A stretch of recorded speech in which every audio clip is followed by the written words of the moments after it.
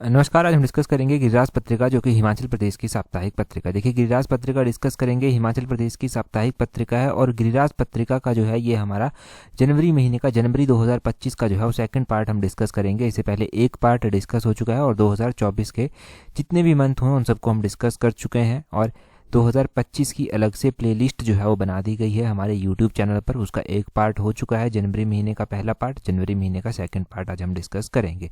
Question number 1 से discussion को start करते हैं। बोलते हैं, recently Himachal Pradesh government decided to renamed which institute after former prime minister doctor Manmohan Singh. तो बोलते हैं कि हाल ही में हिमाचल प्रदेश सरकार ने पूर्व प्रधानमंत्री डॉक्टर मनमोहन सिंह के नाम पर किस संस्थान का नाम बदलने का फैसला जो है वो लिया है। तो अभी हाल फिलहाल में जो है वो हिमाचल प्रदेश सरकार के द्वारा ये फैसला लिया गया है कि जो पूर्व प्रधानमंत्री थे डॉक्टर मनमोहन सिंह, उनके नाम पर जो है वो नाम रखा जाएगा हिप्पा का। ऑप्शन बी जो है वो सही आंसर हो जाएगा। अगर आपको नहीं मालूम ये हिप्पा क्या है तो उसके बारे में पहले जानते हैं। ये हिप्पा का पूरा नाम है Himachal institute of public administration. ये इसका पूरा नाम है Himachal institute of public administration जो है वो इसका पूरा नाम है। हिंदी में इसको हिमाचल प्रदेश लोक प्रशासन संस्थान जो है वो बोलते हैं। अब यहाँ पर एक और बात ध्यान रखने वाली है कि अगर हिप्पा की बात की जा रही है तो इसकी स्थापना कब की गई थी। इसकी स्थापना 1 जनवरी को की गई थी।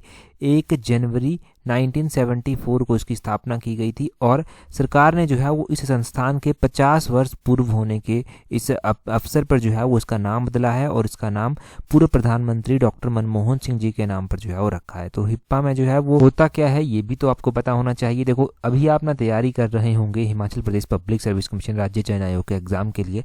अगर आपकी सिलेक्शन अच्छी पोस्ट पर होती है, जैसे मान लो कि आप जो है वो HCS लग जाते हैं, आप एलाइड सर्विसेज जो है वो फाइनली क्वालिफाई कर जाते हैं, मेडिकल ऑफिसर भी आप बन जाते हैं चाहे, तो यहाँ पर ट्रेनिंग करने का मौका कभी ना कभी जरूर मिलता ही मिलता है। HCS जो एडमिनिस्ट्रेशन है प्योरली HCS एलाइड, उनको तो मिलता ही मिलता है, परंतु जैसे मेडिकल ऑफिसर हो गया, इनको भी यहाँ पर एडमिनिस्ट्रेशन सिखाया जाता है। तो ये सब जो है वो हिप्पा में होता है। अब इसका नाम बदला गया है और किसके नाम पर रखा गया है वो पता चल गया। इसकी स्थापना कब की गई थी? 1974 में 1 जनवरी को इसकी स्थापना की गई थी। शिमला में ये स्थित है, परंतु शिमला में कहाँ पर ये स्थित है? शिमला के फेयर लॉन में ये स्थित है, ये आपने ध्यान रखना है। फेयर लॉन में ये जो है वो स्थित है और फेयर लॉन जो है वो मसूबरा के समीप स्थित है। तो फेयर लॉन, कई बार आता है कि Himachal institute of public administration कहाँ पर स्थित है, तो वो फेयर लॉन में स्थित है। इतना इसके बारे में ध्यान रखना। इसी जो आर्टिकल जो यहाँ पर दिया गया था, इसी आर्टिकल में बात की गई थी कि हिमाचल प्रदेश के जितने भी दृष्टिबाधित बच्चे हैं उनको जो है वो 1500 रुपये मासिक पेंशन जो था वो मिलती थी और 27 वर्ष की आयु तक ये मिलती थी। अब इस पेंशन को बढ़ाकर जो है वो 27 वर्ष तक कर दिया गया है और 4000 रुपये देने की घोषणा जो है वो की है। ये भी इसी का आर्टिकल में जो था वो इंक्लूड किया गया था। परंतु हमें जो पता चला वो हिप्पा का क्वेश्चन बहुत इंपॉर्टेंट है। हिप्पा की स्थापना के 50 वर्ष पूरे होने पर जो है वो इसका नाम बदला गया। और अभी आपने ये एक और बात ध्यान रखनी है कि मनमोहन सिंह जी के अभी देहांत हुआ है, पूर्व प्रधानमंत्री हुआ करते थे, तभी इसका नाम जो है बदला गया। अगला क्वेश्चन देखिए क्या बोलते हैं। बोलते हैं, Ajay Thakur former captain of the national kabaddi squad announced that his retirement bestowed the Padma Shri award and Arjuna award. तो राष्ट्रीय कबड्डी टीम के जो पूर्व कप्तान हुआ करते थे अजय ठाकुर, इन्होंने अभी संन्यास की घोषणा जो है वो की है। ये इन्होंने संन्यास की घोषणा की है, तो इनको पद्मश्री अवार्ड भी मिल चुका है और अर्जुन अवार्ड भी मिल चुका है। तो कौन से ईयर में इनको पद्मश्री और अर्जुन अवार्ड से सम्मानित किया गया था? अब एक बात यहाँ से ध्यान रखें कि गिरिराज पत्रिका में ये क्वेश्चन अभी कवर नहीं हुआ था, डेली न्यूज़पेपर बेसिस पर ये क्वेश्चन बनता है। देखो, चाहे हिमाचल का कोई भी क्वेश्चन, चाहे वो दिल्ली न्यूज़पेपर से बनता है चाहे गिरिराज पत्रिका से बनता है, वो यहाँ पर कवर किया जाता है ताकि एग्जाम में आपको हेल्प मिले। तो अजय ठाकुर ने जो है वो रिटायरमेंट जो है वो अनाउंस की है अपनी। ये जो है वो इनको पद्मश्री अवार्ड भी मिल चुका है, अर्जुन अवार्ड भी मिल चुका है। ये इनको 2019 में दोनों अवार्ड मिले थे। ऑप्शन बी सही आंसर हो जाएगा। अभी इनके बारे में क्वेश्चन पूछे जाते हैं एग्जाम में, तो थोड़ा सा इनके बारे में जान लेते हैं। अजय ठाकुर जो है 1987 में बॉर्न है और ये इंटरनेशनल जो है वो प्रोफेशनल कबड्डी प्लेयर है। ये कैप्टन रह चुके हैं इंडियन नेशनल कबड्डी टीम के और हिमाचल प्रदेश से ये संबंध रखते हैं। हिमाचल प्रदेश के ये धवोटा विलेज से संबंध रखते हैं। नालागढ़ डिस्ट्रिक्ट सोलन में जो है ये आता है, जहां से ये संबंध रखते हैं। और ये जो था वो नेशनल टीम का पार्ट रहे थे, जिन्होंने kabaddi match kabaddi world cup 2016 में जीता था और गोल्ड मेडल जब एशियन गेम्स में 2014 में जीता गया था तब भी उसका ये पार्ट थे। और इनको पद्मश्री और अर्जुन अवार्ड मिल चुका है 2019 में, ये भी आपने ध्यान रखना है। 2000। अब क्वेश्चन पूछने वाला ये भी पूछता है कि कौन सी ईयर की एशियन गेम्स में इन्होंने भाग लिया था, तो 2014 की एशियन गेम्स में इनके द्वारा भाग लिया गया था। जब 2014 में एशियन गेम्स हुई थी तो कबड्डी में हिमाचल से 2 खिलाड़ी गए थे। एक तो ये अजय ठाकुर गए थे, एक महिलाओं की श्रेणी में कुल्लू से जो था वो कविता ठाकुर थी, जिन्होंने एशियन गेम्स में 2014 में जो था वो भाग लिया था। अगर हम बात करते हैं ऐसे ही अवार्ड्स की जो खेलों से जुड़े हुए हैं, तो ये जो अजय ठाकुर हैं इनको 2019 में अर्जुन अवार्ड दिया गया। परंतु हिमाचल से पहले ऐसे खिलाड़ी कौन हैं जिनको अर्जुन अवार्ड जो है वो मिल चुका है, तो हिमाचल प्रदेश की पहली खिलाड़ी हैं सुमन रावत। सुमन रावत को जो है वो अर्जुन अवार्ड मिल चुका है और सुमन रावत को 1987 में ये अर्जुन अवार्ड जो था वो मिला था। ये भी क्वेश्चन एक बनता है। और हिमाचल प्रदेश की ये पहली महिला खिलाड़ी थी जिनको ये अवार्ड जो था वो दिया गया था। तो अर्जुन अवार्ड का एक और मोस्ट इंपॉर्टेंट क्वेश्चन जो बड़ा ही बेसिक और क्वेश्चन है, वो क्वेश्चन आपको याद रखना है। अगर प्रेजेंट टाइम में आप देखेंगे तो अजय ठाकुर जो है वो जैसे ही कोई भी खिलाड़ी गोल्ड मेडल जीतकर एशियन गेम्स में लाता है, ऐसे लाता है, तो उसको जो है वो सरकार कहीं ना कहीं पर एडजस्ट भी करती है। तो प्रेजेंट टाइम में ये डीएसपी हैं, ये भी आपको पता होना चाहिए। एग्जाम पॉइंट ऑफ व्यू से इंपॉर्टेंट नहीं है, परंतु चलो फिर भी नॉलेज के लिए। अगला क्वेश्चन देखिए क्या बोलते हैं milk processing plant is situated at which place in Himachal Pradesh. तो बोलते हैं कि हिमाचल प्रदेश में ये दुग्ध प्रसंस्करण संयंत्र भी स्थित है, परंतु ये दुग्ध प्रसंस्करण संयंत्र हिमाचल प्रदेश में कहाँ पर स्थित है, ये पूछा गया है। हिमाचल प्रदेश में ये जो दुग्ध प्रसंस्करण संयंत्र है ये कहाँ पर स्थित है, तो ये दत्तनगर में स्थित है। ऑप्शन ए जो है वो सही आंसर हो जाएगा। दत्तनगर में जो है वो दुग्ध प्रसंस्करण संयंत्र जो है वो स्थित है। इसके ऊपर एक आर्टिकल जो था वो आया हुआ था। अब ये जो दुग्ध प्रसंस्करण संयंत्र यहाँ पर है, इसमें कहा गया है कि इसमें जो है वो जो कैपेसिटी इसकी होगी वो 50,000 लीटर प्रतिदिन की कैपेसिटी इसकी होगी और इसका उद्घाटन जो है वो किया गया है। और इससे पहले ही ना दत्तनगर में एक और दुग्ध प्रसंस्करण केंद्र था जिसकी जो कैपेसिटी हुआ करती थी वो 20,000 लीटर जो था वो हुआ करती थी, परंतु अब इसकी जो टोटल कैपेसिटी हो गई है दत्तनगर वाले की वो 70,000 लीटर प्रतिदिन की जो है वो इसकी कैपेसिटी जो है वो हो गई है। ये दत्तनगर जो है वो कौन से जिले में जो है वो आता है, तो दत्तनगर डिस्ट्रिक्ट शिमला में जो है वो आता है। हिमाचल प्रदेश के 4 जिलों में जो है वो दुग्ध एकत्र किए जा रहे हैं, जैसे कि शिमला, कुल्लू, मंडी, किन्नौर। ये जो है वो ऑप्शन ये जो है यहाँ पर दिया गया था और यहाँ से दूध लाकर यहाँ पर पहुँचाते हैं, फिर इस तरह से जो है वो सारा काम होता है। हिमाचल प्रदेश सरकार के द्वारा जो है वो एक योजना भी चलाई गई है। तो क्वेश्चन पूछ जाता है कि हिम गंगा योजना किससे संबंधित है, तो हिम गंगा योजना जो है वो मिल्क से ही जुड़ी हुई है और इसके लिए कितने बजट का प्रोविजन जो था वो किया गया था सरकार के द्वारा, तो 500 करोड़ बजट का प्रोविजन जो था वो इसके लिए किया गया है। ये जो हिम गंगा योजना है, ऐसी ही एक योजना पहले भी चलाई गई थी जिसको दूध गंगा योजना जो था वो कहते थे। ये दूध गंगा योजना तो बहुत बार पहले एग्जाम्स में पूछी गई, अभी थोड़ा सा नहीं पूछी जा रही काफी टाइम से, परंतु ये दूध गंगा योजना कौन से ईयर में जो था वो लॉन्च की गई थी, ये क्वेश्चन पूछा जाता था। तो दूध गंगा योजना 2009 में जो था वो लॉन्च की गई थी। 2009 में भी ये 25 सितंबर को जो था वो लॉन्च की गई थी। एक और क्वेश्चन पूछा जाता है कि किसकी सहायता से इसको लॉन्च किया गया था, तो नाबार्ड की सहायता से जो था वो इसको लॉन्च किया गया था। तो ये सारे क्वेश्चन इस तरह से दूध गंगा योजना के बारे में एग्जाम में जो है वो बने हैं। आगे भी पूछे जाएं तो आपको पता होंगे तो आप इजीली जो है वो टिक कर पाएंगे एग्जाम में, आपका आंसर कभी गलत होगा ही नहीं। अगला क्वेश्चन देखते हैं हमारे पास क्या बोलते हैं। अगले क्वेश्चन में बोलते हैं Tanuja Kanwar a player of the one day form of international cricket belong to which district of Himachal Pradesh. तो बोलते हैं कि अंतर्राष्ट्रीय क्रिकेट में एक दिवसीय फॉर्मेट की खिलाड़ी हैं ये तनुजा कंवर, हिमाचल प्रदेश के किस जिले से जो है ये संबंध रखती हैं। तनुजा कंवर की अगर बात की जा रही है तो ये हिमाचल प्रदेश के शिमला जिले से जो है वो संबंध रखती हैं और महिला क्रिकेट खिलाड़ी हैं एक, ऑप्शन बी जो है वो सही आंसर हो जाएगा। अब महिला क्रिकेट खिलाड़ी हैं ये जो है वो आईपीएल में भी जो है वो खेलती हैं। आईपीएल में ये कौन सी टीम के लिए खेलती हैं, तो गुजरात जायंट्स के लिए जो है ये खेलती हैं। और अगर हम बात करते हैं कि शिमला से अगर ये संबंध रखती हैं तो शिमला से भी ये कहाँ से संबंध रखती हैं, डिस्ट्रिक्ट शिमला से ये कुठार क्षेत्र से जो है ये संबंध रखती हैं। तो डिस्ट्रिक्ट शिमला के कुठार क्षेत्र जो ठेऊक साइड आता है वहाँ से जो है ये संबंध रखती हैं। हिमाचल के शिमला जिले से या फिर हिमाचल से ही ये कोई पहली प्लेयर नहीं है जो क्रिकेट में खेल रही हैं।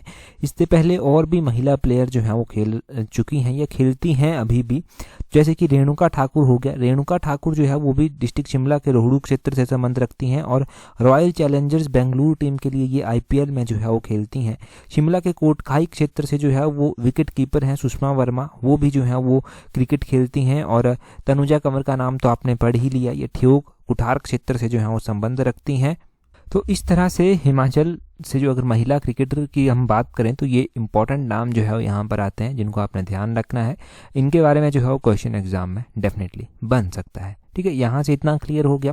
अगला क्वेश्चन डिस्कस कर रहे हैं उससे पहले देखिए, अगर आप तैयारी कर रहे हैं Himachal Pradesh public service commission के एग्जाम्स के लिए, आप चाहे पेपर 1 के लिए तैयारी कर रहे हो, चाहे आप आने वाले HPRC एग्जाम्स के लिए तैयारी कर रहे हो, या आप अपने हाई कोर्ट के एग्जाम के लिए तैयारी कर रहे हो, अगर हिमाचल के एग्जाम्स के लिए तैयारी कर रहे हैं और कॉम्प्रिहेंसिव वे में अपनी स्टडी में आप अच्छा बदलाव लाना चाहते हैं, एक अच्छा रिफॉर्म लाना चाहते हैं, अपनी छोटी छोटी कमियों को दूर करना चाहते हैं, तो अपनी हमारी जो टेस्ट सीरीज है उसको ज्वाइन कर सकते हैं। टेस्ट सीरीज का लिंक नीचे डिस्क्रिप्शन बॉक्स कमेंट बॉक्स में दिया गया है।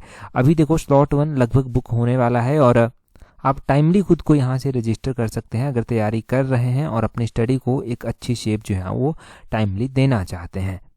देखिए, मुझे ये लगता है कि अगर आप तैयारी कर रहे हैं और समय के साथ एक अच्छा परिवर्तन चाहते हैं तो ये टेस्ट सीरीज आपके लिए काफ़ी हेल्पफुल रहने वाली है। तो टेस्ट सीरीज ज्वाइन कर लीजिए, नीचे डिस्क्रिप्शन बॉक्स कमेंट बॉक्स में उसका लिंक है। अगला क्वेश्चन देखते हैं हमारे पास क्या बोला गया है। अगले क्वेश्चन में बोलते हैं, in how many assembly constituencies of Himachal Pradesh Rajiv Gandhi day boarding school are being established. तो बोलते हैं कि हिमाचल प्रदेश के कितने विधानसभा क्षेत्रों में Rajiv Gandhi day boarding school बन रहे हैं। तो हिमाचल प्रदेश की कितनी ऐसी विधानसभाएं हैं जहां पर डे बोर्डिंग स्कूल बन रहे हैं। तो हिमाचल की हर एक विधानसभा में तो ये नहीं बन रहा, हिमाचल की 6 विधानसभाएं ऐसी हैं जहां पर ये day boarding Rajiv Gandhi day boarding school जो है वो बन रहे हैं। अभी मुझे लगता है कि ये क्वेश्चन इकोनॉमिक सर्वे से जो है वो ज़्यादा क्लियर होगा। जब इकोनॉमिक सर्वे आएगा उसको हम अच्छे से डिस्कस करेंगे। और अब देखिए, यहाँ पर ना कुछ और चीज़ें भी जानना जो है वो ज़रूरी है। अब Rajiv Gandhi day boarding school जो बन रहे हैं उनमें जो है वो बच्चों को सारी सुविधाएं दी जाएंगी, बच्चों में आत्मविश्वास जो है वो आ सके, वो कोशिश आत्मविश्वास उनके अंदर जो है वो लाने की कोशिश की जाएगी, ऐसी ऐसी सुविधाएं होंगी, ये सब जो था वो कहा गया था। इसी आर्टिकल में कुछ और बातें भी कही गई थी कि हिमाचल प्रदेश सरकार जो है वो गाय और भैंस का दूध भी खरीद रही है, जो हम पहले भी पढ़ चुके हैं। और हालांकि पेपर 1 में ये क्वेश्चन पूछा भी जा चुका है। गाय और भैंस का दूध जो खरीदा जा रहा है, गाय का दूध जो है वो खरीदा जा रहा है 25 रुपये पर लीटर और भैंस का दूध जो है वो 55 रुपये पर लीटर जो है वो खरीदा जा रहा है। इसी तरह ये तो गाय भैंस का क्वेश्चन एग्जाम में पूछा जा चुका है, परंतु अभी गेहूं का क्वेश्चन और मक्के का क्वेश्चन जो है वो एग्जाम में बन सकता है। हिमाचल प्रदेश सरकार के द्वारा जो है वो प्राकृतिक खेती से जो उत्पादित मक्का और गेहूं है उसको खरीदने की बात कही गई है, और मक्का जो है वो उसको 30 रुपये प्रति किलो के हिसाब से और गेहूं जो है वो उसको 40 रुपये प्रति किलो के हिसाब से खरीदने की बात जो है वो कही गई है। तो ये भी एक इम्पॉर्टेंट क्वेश्चन यहाँ से बन सकता है। बाकी मनरेगा की मजदूरी की बात करें तो वो भी बढ़ाई गई है। मनरेगा की मजदूरी 300 रुपये तक उसको कर दिया गया है, ये कहा गया था। ठीक है, तो ये सारे question exam point of view से काफ़ी इंपॉर्टेंट है, क्योंकि ये बेसिक फाउंडेशन को जो है बनाते हैं। और ये क्वेश्चन ऐसे हैं कि एग्जामिनर ज़्यादा घुमा फिरा भी नहीं सकता इन क्वेश्चंस को, ये क्वेश्चन पॉइंट टू पॉइंट ही पूछने पड़ते हैं। अगला क्वेश्चन देखिए, बोलते हैं भूभू जोत tunnel will connect which of the following. तो बोलते हैं कि भूभू जोत टनल जो है वो किसको जो है वो जोड़ेगी। तो भूभू जोत टनल की अगर हम बात करें तो भूभू जोत टनल जो है वो जोड़ेगी डिस्ट्रिक्ट मंडी का जो जोगिंद्रनगर है उसको और डिस्ट्रिक्ट कुल्लू को आपस में ये जोड़ेगी, ये कहा गया था। अब भूभू जोत टनल के बारे में गिरिराज पत्रिका में जो था वो आया हुआ था, परंतु जो क्वेश्चन यहाँ से बनता है वो हमने ये डिस्कस किया कि ये भूभू जोत टनल जो है वो किसको किसके साथ जो है वो जोड़ेगी। अब क्यों ये चर्चा में थी, तो हिमाचल प्रदेश में ये भूभू जोत सुरंग का निर्माण जो है वो किया जाए, इसके लिए जो है रक्षा मंत्रालय के साथ जो है वो बात चल रही है। अब यहाँ से क्या क्या क्वेश्चन बन सकते हैं। एक तो बेसिक क्वेश्चन पूछा जाता है कि ये जो भूभू जोत आता है ये किसको किसके साथ जोड़ता है। तो ये जोगिंद्रनगर को कुल्लू के साथ जो है वो जोड़ता है, इस तरह से आपने इसका ध्यान रखना है। इसका एल्टीट्यूड भी कई बार एग्जाम में पूछा जाता है, तो अप्रॉक्सीमेटली 2895 मीटर के करीब जो है वो इसका एल्टीट्यूड जो है वो आता है। तो ये भूभू जोत के बारे में क्वेश्चन जो है वो एग्जाम में बन सकता है। हो सकता है करंट अफेयर का क्वेश्चन ना बने टनल के बारे में, ऐसे directly point two point question पूछ ले जाए कि भूभू जोत किसको किसके साथ जोड़ता है, ये कितने एल्टीट्यूड पर जो है वो स्थित है, तब आपको इसका आंसर जो है वो पता होना चाहिए। अब यहाँ से टनल का ही जब बात हो रही है तो हिमाचल प्रदेश में हमारी सबसे लंबी टनल भी जो है वो आती है, जिसको रोहतांग टनल के नाम से जो है वो आप जानते हैं। और रोहतांग टनल को फिर नाम दिया गया है अटल टनल का। अटल टनल जो आती है वो कितने किलोमीटर जो है वो लंबी है, वो 9.02 किलोमीटर लंबी जो है वो टनल आती है। अब ये टनल जो है वो किसको किसके साथ जोड़ती है, तो ये एक तरह से अगर डिस्ट्रिक्ट वाइज बात की जाए तो कुल्लू को लाहौल स्पीति के साथ जो है ये जोड़ देती है। फाइनली जो ये टनल ओपन की गई थी वो ओपन इसको कब किया गया था, तो इस टनल को ओपन किया गया था 4 अक्टूबर 2020 को।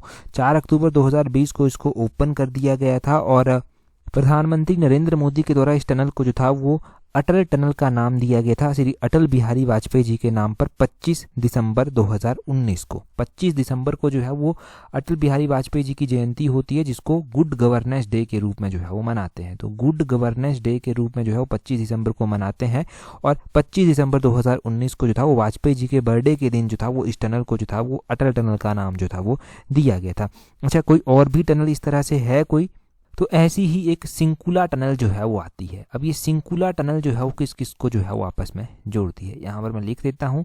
सिंकुला टनल की अगर आप बात करते हैं तो ये सिंकुला टनल जो है वो हिमाचल प्रदेश का जो लाहौल रीजन आता है, लाहौल रीजन को लद्दाख के झांसकर रीजन के साथ जो है वो जोड़ती है। ये आपने ध्यान रखना है। और ये टनल जो है वो एक्सपेक्टेड है कि इसका काम 2028 तक जो है वो कंप्लीट हो जाएगा। 2028 तक इसका काम कंप्लीट होने की जो है वो आशंका है। और ये कितने एलिवेशन पर जो है वो स्थित है? तो 5091 मीटर एल्टीट्यूड पर ये स्थित है। इन टर्म ऑफ फीट अगर बात की जाए तो 16,703 फीट ऊंचाई पर जो है ये टनल बन रही है। ठीक है, तो ये किसको किसके साथ जोड़ेगी वो पता चल गया आपको। सिंगुला टनल जो है, ये टनल जो है वो कौन से ईयर तक एक्सपेक्टेड है कि कंप्लीट हो जाएगी? तो 2028 तक जो है ये एक्सपेक्टेड है कि कंप्लीट हो जाएगी। तो अब आपका ये वाला क्वेश्चन भी जो है वो यहाँ से बिल्कुल क्लियर होता है। अगला क्वेश्चन देखिए, बोलते हैं in which year Kyoto protocol was signed. तो क्योटो प्रोटोकॉल क्यों आखिर गिरिराज पत्रिका में आया होगा और हिमाचल के साथ ये कैसे रिलेट जो है वो करता है? तो क्योटो प्रोटोकॉल पहले इसके ऊपर साइन कब किए गए थे वो हम जानते हैं। क्योटो प्रोटोकॉल जो है वो 1997 में जो था वो इसके ऊपर हस्ताक्षर किए गए थे। ये क्योटो प्रोटोकॉल साइन किया गया था ताकि ग्रीन हाउस गैस की जो एमिशन होती है उसको जो है वो कम किया जाए और जो क्लाइमेट चेंज हो रहा है रैपिडली उसको भी जो है वो थोड़ा सा कम किया जाए, स्लो डाउन किया जाए। तो Kyoto protocol green house gas emission के साथ जो है वो जुड़ा हुआ है। 1997 में इसके ऊपर हस्ताक्षर किए गए थे। अब हिमाचल के साथ इसलिए ये आया क्योंकि हिमाचल के जो तकनीकी शिक्षा मंत्री हैं, कौन है हिमाचल के तकनीकी शिक्षा मंत्री? वो राजेश धर्माणी है। राजेश धर्माणी ने कहा कि क्योटो प्रोटोकॉल की तर्ज पर हिमाचल को मुआवजा जो है वो मिलना चाहिए। ये आग्रह जो है वो उन्होंने किया है। अब क्यों उन्होंने ऐसा कहा होगा कि क्योटो प्रोटोकॉल की तर्ज पर हिमाचल को कोई मुआवजा मिलना चाहिए? देखो, होता ऐसा है ना कि क्लाइमेट चेंज हो रहा है और क्लाइमेट चेंज से ना बहुत ज़्यादा इम्पैक्ट जो है वो पड़ता है। अब हिमाचल जैसे छोटे छोटे स्टेट हैं, ये बहुत ज़्यादा फर्क नहीं डालते, ये बहुत ज़्यादा पोल्यूशन वगैरह नहीं करते, परंतु जो अदर स्टेट पोल्यूशन करते हैं, अदर कंट्रीज पोल्यूशन करते हैं, उनका इम्पैक्ट इन स्टेट्स के ऊपर ज़्यादा देखने को मिलता है। तो इसलिए कहा गया कि क्योटो प्रोटोकॉल जो है ना वो एक फंड बनाया गया होता है, वहाँ से जो है वो हिमाचल को भी कुछ पैसा मिले, क्योंकि हिमाचल का तो कोई कसूर है नहीं, अब क्लाइमेट चेंज हो रहा है। हालांकि हिमाचल अच्छे में ही कंट्रीब्यूट करता है, ग्रीन एनर्जी स्टेट बनाने के लिए कहा गया है। तो इसलिए कहा जाता है कि इस तरह के फंड से उन स्टेट्स को फ़ायदा मिलना चाहिए। ये स्टेट की टर्म में तो इन बातें अमल होती ही होती हैं। अगर कंट्रीज़ की बात में भी बात करें तो जो डेवलपिंग कंट्रीज़ हैं वो हमेशा डेवलपर कंट्री से ये मांग करती हैं कि उनको जो है वो कुछ ना कुछ फंड मिलना चाहिए। जैसे कि कॉन्फ्रेंस ऑफ पार्टीज़ की मीटिंग होती है, कॉप की मीटिंग जो आप पढ़ते हैं, वहाँ पर ये फंड ऐसे बनाए जाते हैं अलग अलग। तो ये क्योटो प्रोटोकॉल ना उससे जुड़ा हुआ है। 1997 में इसके ऊपर हस्ताक्षर किए गए थे और 1997 में वैसे तो ये इसके ऊपर हस्ताक्षर हो गए थे, परंतु ये जो अस्तित्व में आया, केम इनटू फोर्स जो आया था वो 2005 में जो था ये आया था, 2005 में ये आया था। और अगर हम बात कर ही रहे हैं इस तरह से तो ओजोन डे की बात भी मैं आपके साथ कर लेता हूँ कि ओजोन डे जो है वो कब मनाया जाता है। तो ओजोन डे प्रत्येक वर्ष मनाया जाता है 16 तारीख को सितंबर महीने की। तो ये भी इम्पोर्टेंट डे आपका हो गया। यहाँ से अभी हमारे पास वन लाइनर क्वेश्चन जो है वो चलते हैं। वन लाइनर क्वेश्चंस में देखिए, हिमाचल प्रदेश हाई कोर्ट का मुख्य न्यायाधीश किसे नियुक्त किया गया है? अभी हाल फिलहाल में हिमाचल प्रदेश हाई कोर्ट का मुख्य न्यायाधीश जो है वो किसको नियुक्त किया गया है? वो जस्टिस गुरमीत सिंह संधवालिया को जो है वो किया गया है। अभी हमने इंडिया के चीफ जस्टिस बनाए गए हैं नए, उनका नाम भी पढ़ा था हमने। अगर आपने टेस्ट सीरीज ज्वाइन की हुई है तो नवंबर महीने की ही टेस्ट सीरीज में हमने पढ़ा था कि इंडिया के जो न्यू चीफ जस्टिस बने हैं उनका क्या नाम है। तो इंडिया के जो न्यू चीफ जस्टिस बने हैं उनका नाम जस्टिस संजीव खन्ना है, परंतु मैंने वहाँ पर क्वेश्चन ये बनाया था कि वो जस्टिस संजीव खन्ना कौन से नंबर के जो हैं वो चीफ जस्टिस बने हैं। तो justice Sanjiv Khanna 51st number के chief justice of supreme court जो है वो बने हैं। तो वो क्वेश्चन वहाँ से टेस्ट सीरीज से आपका रिवाइज हो जाएगा। जब आप ज्वाइन करेंगे तो ऐसे और भी आपको अच्छे अच्छे क्वेश्चन देखने को मिलेंगे विद डिटेल वीडियो एक्सप्लेनेशन। अगले क्वेश्चन में बोलते हैं, हिमाचल प्रदेश में कितने शिक्षण संस्थानों को सेंटर ऑफ एक्सीलेंस बनाया गया है? तो मैं मानता हूँ कि ये क्वेश्चन भी इकोनॉमिक्स इकोनॉमिक सर्वे से ज़्यादा अच्छे से क्लियर होगा, परंतु गिरिराज पत्रिका में आया था 348, इसका आंसर बताया गया था। आगे बोलते हैं किसकी जयंती को भारत में राष्ट्रीय शिक्षा दिवस के रूप में मनाया जाता है, तो ये भी हमने नवंबर महीने की टेस्ट सीरीज में डिस्कस किया है, मैच करने को वहाँ पर मैंने दिए थे ये इंपॉर्टेंट डेज। तो राष्ट्रीय शिक्षा डे यानी कि नेशनल एजुकेशन डे, ये national education day Maulana Abul Kalam की जो जयंती है उसको मनाते हैं, और ये नवंबर महीने की 11 तारीख को जो है वो मनाया जाता है। ये तो हमारा नेशनल शिक्षा डे है यानी कि नेशनल एजुकेशन डे। हमारे पास इंटरनेशनल लेवल पर भी एजुकेशन डे देखने को मिलता है, जिसको इंटरनेशनल डे ऑफ एजुकेशन जो है वो बोलते हैं, इंटरनेशनल डे ऑफ एजुकेशन इसको बोलते हैं। और ये इंटरनेशनल डे ऑफ एजुकेशन कब मनाया जाता है, अभी ये जनवरी महीने की 24 तारीख को आपको देखने को जो है वो मिलेगा, इंटरनेशनल डे ऑफ एजुकेशन। ये अगला क्वेश्चन भी हमने नवंबर महीने में पढ़ा है कि 73 नंबर की मिस यूनिवर्स का जो खिताब जीता गया है वो विक्टोरिया केजर थेल्विंग के द्वारा जीता गया है। ये कौन से देश से संबंधित है, तो ये डेनमार्क कंट्री मैंने वहां पर बताया था आपको, ये क्वेश्चन भी वहां पर क्लियर हो चुका है। अगले क्वेश्चन में बोलते हैं ऋग्वेद का जो 7वां मंडल है वो किस वंश से संबंधित है, तो ऋग्वेद का 7वां मंडल वशिष्ठ जी और उनके वंशजों से जो है वो संबंधित है। इसे 7वें मंडल में टोटल 104 भजन जो है वो आते हैं। आगे बोलते हैं वर्ष 1906 में जो है वो डिप्रेस्ड क्लास मिशन की नींव किसके द्वारा रखी गई थी, 1906 में जो था वो डिप्रेस्ड क्लास मिशन की स्थापना की गई थी, तो इसकी नींव रखी गई थी विट्ठल रामजी सिंधे के द्वारा। विट्ठल रामजी सिंधे इस तरह से भी इनको लिखते हैं, तो इनका नाम आपने ध्यान रखना है, BR सिंधे करके। इनके द्वारा जो था वो डिप्रेस्ड क्लास मिशन की स्थापना जो था वो की गई थी, या नींव इनके द्वारा रखी गई थी। आगे बोलते हैं भारत के सर्वोच्च न्यायालय की स्थापना कब हुई थी, सुप्रीम कोर्ट ऑफ इंडिया की स्थापना जो था वो कब हुई थी। सुप्रीम कोर्ट ऑफ इंडिया की स्थापना की बात करें तो 28 जनवरी 1950 को जो था वो सुप्रीम कोर्ट ऑफ इंडिया की स्थापना जो था वो हुई थी। हमारा हिमाचल प्रदेश का हाई कोर्ट आता है, हाई कोर्ट ऑफ हिमाचल प्रदेश की स्थापना कब हुई थी। देखो हिमाचल प्रदेश हाई कोर्ट की स्थापना की गई थी 25 जनवरी 1971 को, जब हिमाचल प्रदेश को पूर्ण राज्य का दर्जा मिला था 25 जनवरी 1971 को, तो हिमाचल का अपना हाई कोर्ट भी एक बनता है जो कि रेवंसवुड में बनता है, रेवंसवुड बिल्डिंग में जहां पर बना है। तो 25 जनवरी 1971 को जो था ये हाई कोर्ट हिमाचल का बना था 1971। अगले क्वेश्चन में बोलते हैं भारत में राष्ट्रीय जैव विविधता अधिनियम कब लागू हुआ था, तो भारत में ये राष्ट्रीय जैव विविधता अधिनियम 2002 में जो था वो लागू हुआ था, 2002 वर्ष आपने ध्यान रखना है। आगे बोलते हैं डंपा टाइगर रिजर्व किस राज्य में आता है, तो डंपा टाइगर रिजर्व मिजोरम राज्य में जो है वो आता है। आगे बोलते हैं भारत में PPP मॉडल का अध्ययन और मूल्यांकन करने के लिए जो है वो किस समिति का गठन किया गया था। ये PPP है क्या वो भी जानेंगे, परंतु इसके लिए जो समिति बनाई गई थी वो केलकर समिति जो था वो बनाई गई थी। तो PP का मतलब है पब्लिक प्राइवेट पार्टनरशिप। पब्लिक और प्राइवेट पार्टनरशिप जो होती है उसको इम्प्रूव करने के लिए एक समिति बनाई जाती है जिसको केलकर समिति जो है वो बोलते हैं। ये केलकर कमेटी बनाई गई थी डॉक्टर विजय केलकर की अध्यक्षता में, वर्ष 2015 में इसका गठन जो था वो किया गया था। अगले क्वेश्चन में बोलते हैं किन तरंगों को उष्मा तरंगें भी कहते हैं, तो उष्मा तरंगें कहते हैं इंफ्रारेड रेज को, इंफ्रारेड तरंगें या इंफ्रारेड रेडिएशन आप बोल लीजिए। अगले क्वेश्चन में बोलते हैं बेटन कप एक आता है, ये बेटन कप किस खेल से संबंधित है, तो बेटन कप हॉकी से जो है वो जुड़ा हुआ है, हॉकी से जुड़ा हुआ है और 1895 में इसकी शुरुआत जो था वो की गई थी। अच्छा, डुरंड कप जो है वो कौन सी खेल से जुड़ा हुआ है और इसको कब स्टार्ट किया गया था, कहाँ से स्टार्ट किया गया था, जल्दी से कमेंट करके जो है वो बता दीजिए, आपका रिवीजन हो जाएगा डुरंड कप का भी। अगले क्वेश्चन में बोलते हैं पहली सोशल मीडिया साइट कौन सी थी, तो पहली सोशल मीडिया साइट थी 6degrees.com। तो ये जूनियर ऑफिस असिस्टेंट जैसे एग्जाम के लिए भी इंपॉर्टेंट है, हो सकता है वहां पर ऐसा क्वेश्चन बन जाए। तो ये सब था यहाँ से याद रखने के लिए। अगला क्वेश्चन देखिए, उससे पहले अगर टेलीग्राम पर हमें ज्वाइन नहीं किया है तो अपने टेलीग्राम से @allexam31 इस तरह से सर्च करना, टेलीग्राम चैनल आपको मिल जाएगा। क्वेश्चन देखिए, क्वेश्चन में बोलते हैं in which district of Himachal Pradesh will the potato processing plant be established, तो हिमाचल के किस जिले में ये आलू प्रसंस्करण संयंत्र स्थापित किया जाएगा। 4 ऑप्शंस आपके पास दिए गए हैं। इससे पहले की जो गिरिराज पत्रिका है यानी कि जनवरी महीने का पहला पार्ट, उसमें पहला ही क्वेश्चन हमने ये डिस्कस किया है जनवरी 2025 के पहले ही पार्ट में। जल्दी से कमेंट करके बता दीजिए। That's all for today. Thank you very much for watching and listening it very patiently.